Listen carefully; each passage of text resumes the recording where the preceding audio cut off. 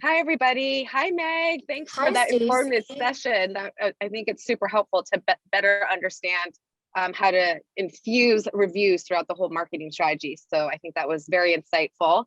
I know we do have a few questions. This is the fun part, the Q&A. So, being that we're now in this virtual eCom week, right? I think it's a good jumping off point to say, with this pandemic, how do you think the review process has changed?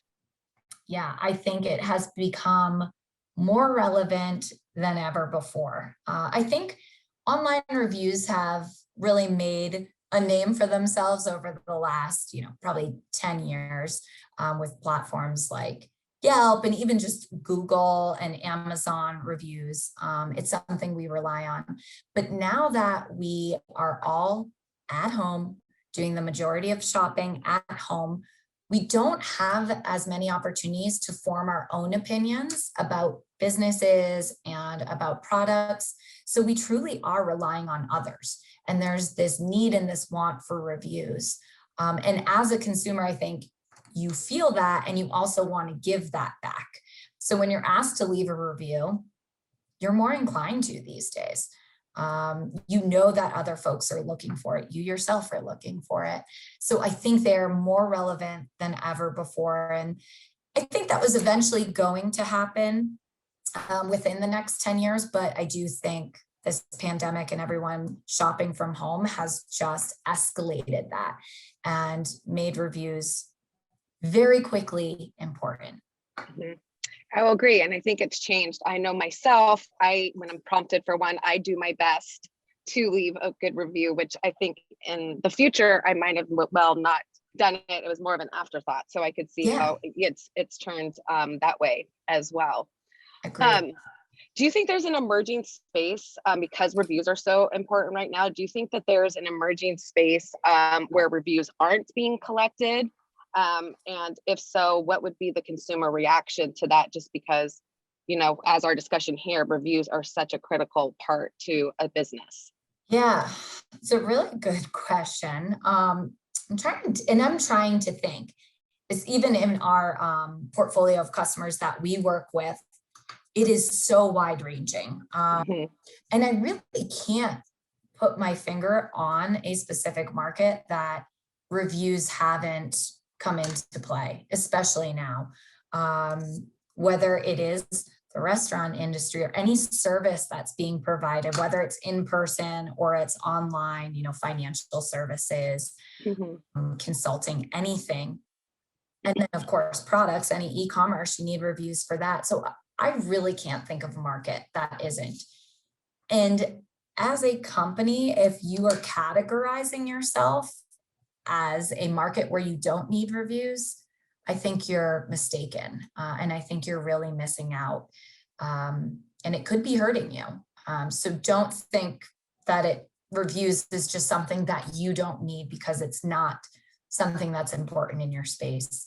I'm sure if you were to look up your brand or competitors of yours, there's going to be reviews and feedback out there from consumers. They have so many platforms to do it on. So it's best to Yeah, get it. yeah, no, that's a great point. And I think that's a good segue into maybe subscription based or kind of the made to order brands that are a little bit more individualized that maybe Yeah. wouldn't think to rely on reviews. Can you speak to that a little bit on why they should indeed be using them? Yeah, absolutely. We actually have many subscription based or even custom order companies that are collecting reviews with Trustpilot. I would say that these are some of the most important industries where you need reviews. I think because it is so personalized, oftentimes you are paying a little extra money for that service as well. You want to make sure it's a brand you can trust. It's also competitive. I would say a lot of the subscription-based companies, whether it's food delivery or it's clothing, they are very competitive markets. So you want to make sure you're standing out. You're giving potential customers the confidence to move forward with you. And it's not all about product. What if it is something that's customized, Sure, it may be difficult to leave a product review on that because all the products are different, but it's also about the customer experience. How was even just going through the website and going through that personalization process? Was that something that was easy? Was your customer service exceptional? Those are all things that they want to hear about. Even shipping, right? Subscription-based shipping is a big part of that. Were they timely? So I would say it's an area, a market that you certainly want to be collecting consumer feedback on. Yeah, I think that's a great point too, where I think when we thought back in the day to reviews, it was so specific to that product. But it sounds like you think that there's going to be a shift on, reviewing the whole entire like ambience, atmosphere, client experience. Have you seen a shift in that way as well? Absolutely. I would say even Trustpilot's like our bread and butter is that service level review. We of course have product reviews, and those are super important for anyone, for any e-commerce company. But really understanding the service level, what was the overall experience, is very important. It's actually been great to see some of our customers that have found flaws in their service. One company found out that at checkout on website, customers were being kicked out and they weren't sure why. They would never have been alerted to this if they didn't start to see reviews coming in. And that is an experience for this customer. And they started to see, hey, I was kicked out at checkout. That's a huge miss on a company. So just understanding what that total customer experience is super important. Do you have any advice for, speaking of, you can't get the review unless you ask? Do you have any recommendations on how to go about maybe not speaking more to the client experience? Do you have any recommendations on how to frame those requests? Yeah, that's a great question. We've had that in the past where we have customers that sell a product, and they would say, "Well, I'm nervous. We're going to get a product review here," and we'll simply say, "Just explain that in the invitation you're sending out. We know how your experience was dealing with our website, dealing with our support team, and really narrow in to say that's the feedback we want. You will receive a product review in the future, in a week, once it's been shipped, you'll receive that product review and we'll want to know your feedback on that." It's also a timing aspect on that. You can collect a review at point of checkout where it says, right when you click that purchase button, you get the confirmation page that the order has been confirmed. You can have a window pop up that asks for a review right then, where it says, "We want to know your experience on our site." So timing is a big one. You obviously don't want to send a service review 2 weeks later when it's out of their mind. They may have forgotten, and it may be more relevant to the product that they just received in the mail a few days ago.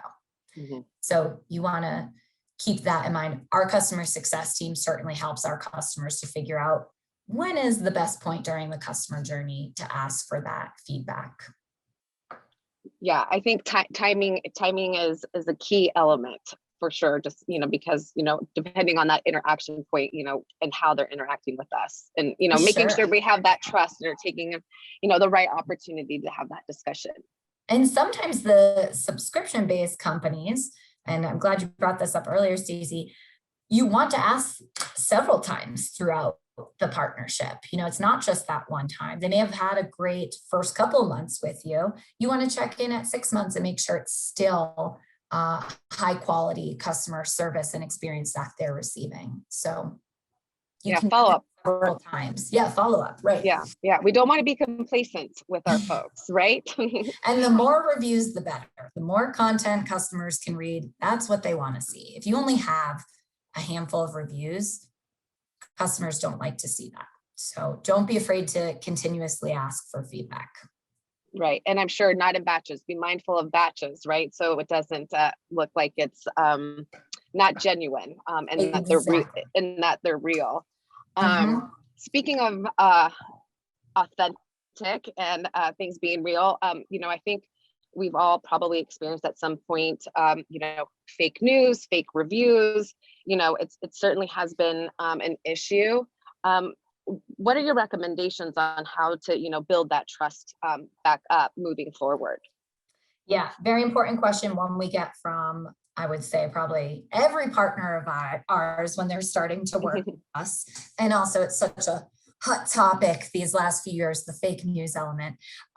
People are hard to trust. They don't want to trust everyone. It's hard to trust companies. It's hard to trust news. It's hard to trust anyone now. So what the best advice we give to our partners is be sure that you are being transparent and that you are collecting reviews from everyone. Give every customer the opportunity to have a voice. If you do not give them that opportunity, they are going to find another outlet to do that on. And consumers are savvier than ever. So don't be afraid, and we talked about this earlier, don't be afraid of that negative feedback you may receive. It can be good. Again, if your profile page and all of your reviews are 5 stars, it is going to look suspicious to the consumer. Consumers also are expecting to receive some sort of review to fill out, some sort of survey to fill out. Really anything you do in today's day and age, you're being asked for your feedback after. Even when you go to a doctor's appointment, they're asking you how your experience was. If you're not providing that to a customer, they're going to be a little suspicious and a little angry, and they want their voice heard. So give them that opportunity, and really be transparent as you possibly can. Yeah, I would think that with the transparency, right, it's, if things maybe didn't go as well, that's an opportunity, to kind of own it and establish rapport and trust in that way as well. Absolutely. And I think also thinking back to what platform are you collecting the reviews on? That's going to be important as well. If you're just asking internally, like you're sending a direct email asking a customer how their experience was, there may be some hesitation to fill that out. It is nice to have that third-party element, both for asking their review and then also displaying their review. If you think about websites you go to and they have a quote from a happy customer, it's like, did they really say that? Where did they find that quote? As if there is proof that this was collected from a reliable source, very transparent. They can see all of the reviews when they click into it. That's going to give the customer confidence as well. Yeah, great point on the credibility, for sure, right? Because we could all write a good review. Everybody in the company, right? Right. You can write a review on your own brand. Yes. So I know you talked about this, in the first half of the session about, just the ways to kind of incorporate reviews and fully utilize them as part of the marketing strategy. So are there any additional ways that brands can use the reviews to the full benefit that maybe you didn't have time, to share earlier? Yeah, so definitely on site and throughout all of your marketing, you certainly want to do that. I think one thing I didn't touch on is I said on site and I talked about the home page and then maybe the call to action page, but having a dedicated reviews page is also very important. And I think something that companies miss on because if you can direct them on your site to read all of your review content right there, you're going to keep them on your website versus them going to Google and doing a review search on their own. So that's one tip we give all of our partners when they start with us. It's always shocking to me to see how many websites don't have a dedicated customer feedback or reviews page. So that's a huge place, I would say, to put that. And then we didn't talk about, your more traditional marketing, whether it's commercials, any mailings that you're doing, even billboards. People have their Trustpilot ratings on there. There are commercials. You may start to pick up on it now where you'll see, our Trustpilot rating at the bottom. Show it off wherever you are trying to get consumers to trust your brand and to come and purchase from you. So yeah, we didn't talk about those typical, old school traditional marketing elements, but certainly can use them there as well. Of course, any social channels. We even have some partners that put their Trustpilot score in their email signature. All of us at Trustpilot have that as an employee, but a lot of our customers will do that as well. We have a nice little easy widget that you can put it right in there. So got it. So 2 questions based on that. On the landing page, safe to assume that those should still highlight maybe the less than favorable reviews for that transparency? yes, it's hard to convince our partners to do that, to show their 1 and 2 star reviews on their website. A lot of them do elect to just put their 3, 4, and 5 star reviews on their website. And I understand that, we get that, and they have the ability to do that. But what is nice is their overall rating will display there, and the potential customer can click into that and see all of their reviews. But if you want to be very transparent and you're really not hiding anything, and it may look real great to the consumer and the potential customer that you are not hiding anything, you can put all of your reviews right on there. Okay. And I have to ask, put you on the spot, speaking of reviews, what is the most unique way that you've seen maybe a review utilized, not maybe in the traditional sense that, people may expect? Yeah, that's a great question. We do have some of the subscription-based companies, whether it's like food or clothing companies. And what's really cool is they'll put reviews on the boxes you receive. So they'll have quotes on there, which is really great. It's like they're not showing off their brand mission or what they think they do well. They let their consumers do that for them, and their happy customers do that for them. And yeah, they had it displayed right on their box that gets shipped to customers, which is pretty cool. Very smile right off the bat, right? Yeah. Yeah. I just have a couple more questions for you. Okay. You live and breathe this. So what makes you the most excited about reviews in the future, or reviews in the future?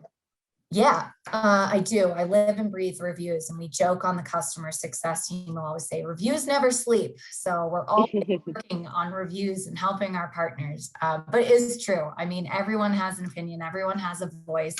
And they want it heard. And we're seeing it more than ever, that folks are getting out there and leaving reviews, even when they're not asked to leave a review. They're just finding platforms to do that now. So like I said, over the last, I guess it's been 1.5 years, almost 2 years now, we've really seen that escalation and acceleration in the growth of reviews. And I think we're going to continue to see that.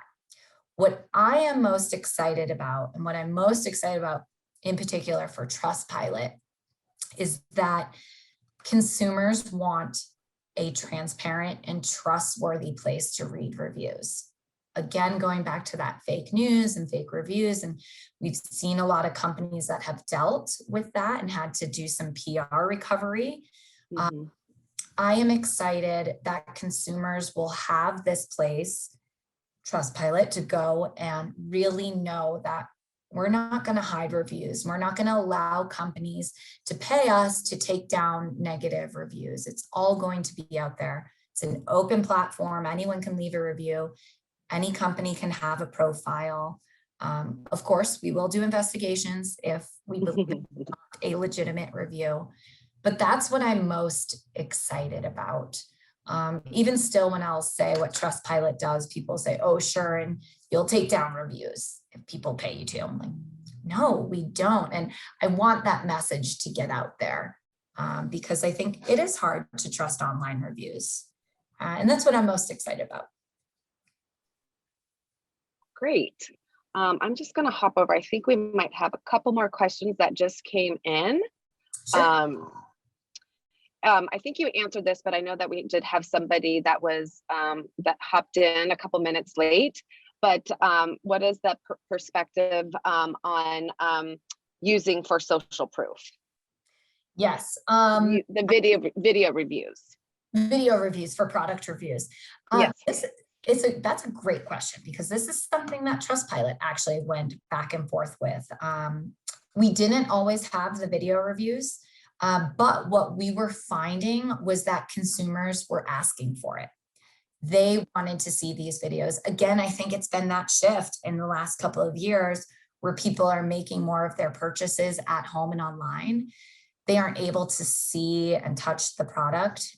So they want as much social proof as possible when they're making that decision to purchase a product. And if you think of yourself as a consumer, think about any large purchases you've made or any small purchases as well.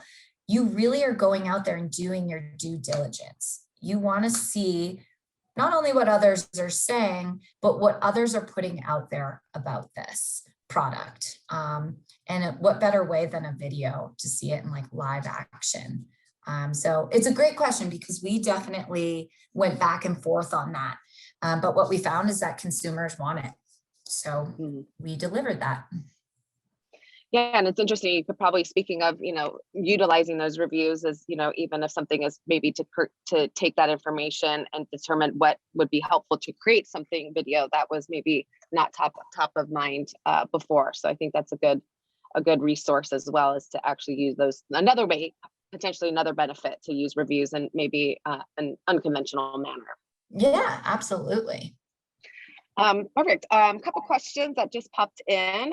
What are best practices to encourage consumers to post pictures of products, since those seem to be so popular? Yeah, they are super popular. I think we don't need to encourage any of the Gen Zers to take pictures and post those for reviews. I think they are more than happy to do that, which is great. Like that is what this is out there for. They want to take the pictures, they want to share them, and others want to see them.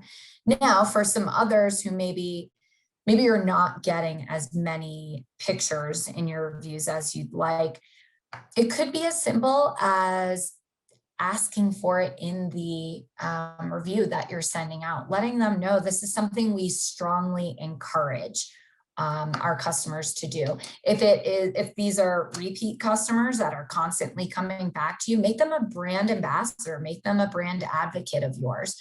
Reach out to them, let them know we want these pictures, we want to see them. Check out social media. A lot of people will tag your company, they get excited about it. And once they're shared, I think that's where the excitement happens as well. People love attention. So if you're sharing pictures on your website, they're going to start doing that as well. Got it. Speaking of capturing attention, any suggestions for collecting reviews for in-store and brick and mortar products and experiences while they're kind of in the moment shopping? Yeah, that is one we have had customers do in the past, where they'll have, like an iPad at checkout and they're asking the customer to do that. Or even simply collecting an email address at point of checkout, because maybe they don't want to take the time right then and there in store to do it. But in some way, if you can collect their email address, because that's how the invitation is going to be sent, or their phone number, that's probably the best way to do that while they are in there. I know I've also been at store locations or at restaurants where the staff encourages people to do that. And they will ask, hey, would you mind after this if I get your email address and you leave a review? I think that's great. I always want to help the local brands in my community, whether it's a restaurant or a small mom and pop shop. So making sure you're asking for the required details you need to collect that feedback is just the first step right there. Great.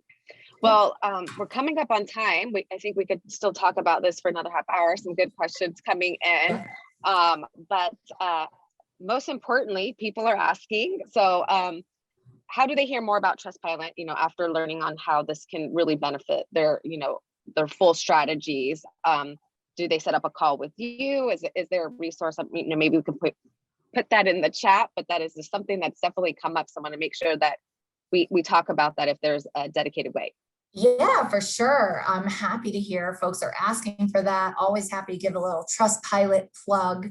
I truly do believe in this product, in our services, especially in my team who, as a customer, you would be working with, my dedicated customer success team. So a couple of different ways you can get in touch with us. You can go to our website, trustpilot.com. You are going to notice it is very consumer focused when you first go to trustpilot.com, which I think is a great thing because We want consumers reading reviews and leaving reviews, but you will see in the top right corner, there is a link for businesses. You can go ahead and click into that. There's more information on our pricing and our packages, as well as several ways to get in touch with our team. So you can request a demo, you can email us. And then of course, if you want to reach out to myself directly with any specific questions, more than happy to answer those for you. My email address, and we can include this in the chat, is mcc@trustpilot.com. So I'm happy to answer any questions you have. Of course, feel free to LinkedIn with me as well. Great. Well, thank you so much, Meg, for this informative information. I think we're all thinking about reviews differently, and I think you have encouraged everyone to go back and revisit timing and the opportunities, and a big impact for just a small gesture and time of focus. So thank you for that, and thank you to all the attendees who joined us for the last hour.